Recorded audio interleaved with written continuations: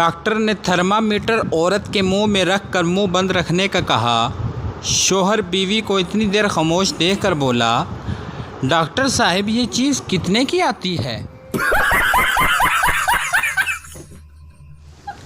लड़की, जब मैं पास हुई थी तो मेरे पापा ने मुझे 5,000 का सूट लेकर दिया था।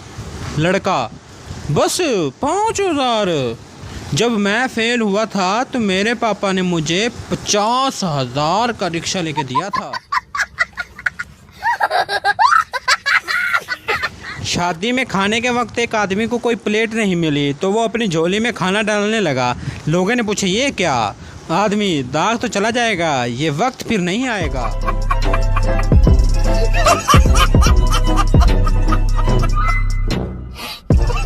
चलो जी, आपके दिमाग का टेस्ट होने लगा है। आज की पहेली, जिसको ज़रूरत थी इसने लिया नहीं, जिसने लिया इसने पहना नहीं, जिसने पहना इसने देखा नहीं।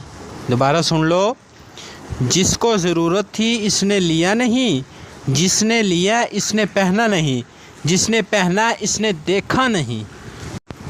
चलो जी, सोचो और जल्दी से जवाब दो, देखते हैं कितने के ज़हीन हैं, हम भी तो देखें।